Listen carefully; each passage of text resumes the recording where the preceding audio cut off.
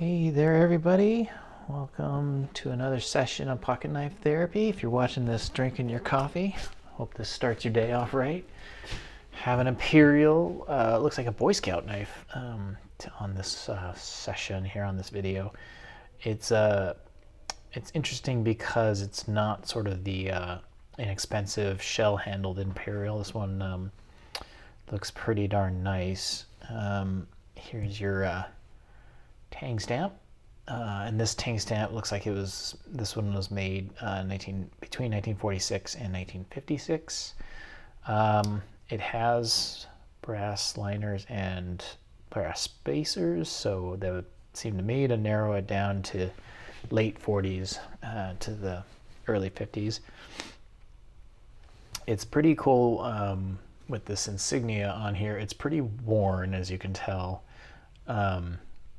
So a lot of the detail is rubbed off here, but it's still kind of neat with this. It's still got a neat shield to it. This handle, I believe, is bone.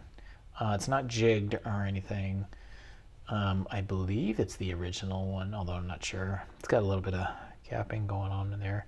It could be wood as well. I'm not nearly an expert on handle materials. So there you go, and possibly even plastic, but that would be some really interesting plastic if it was that. So handle's pretty good. The there's a bit of gapping that you can see in there, but otherwise pretty flat on the springs and spacers, which is pretty cool.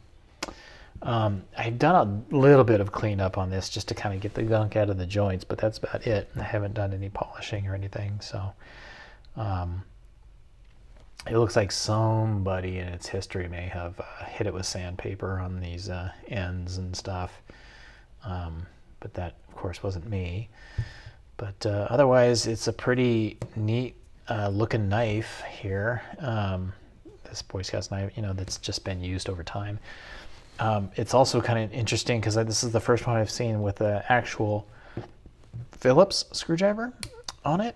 So that's kind of neat. It's like I don't know, this might even be sort of a customized, modified thing. Somebody might have done this, although I don't know enough about it, because it looks like it's stuck on there with pins onto something that would have been a blade.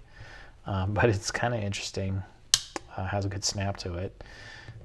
This can opener is pretty beefy, but it has a walk and talk to that as well.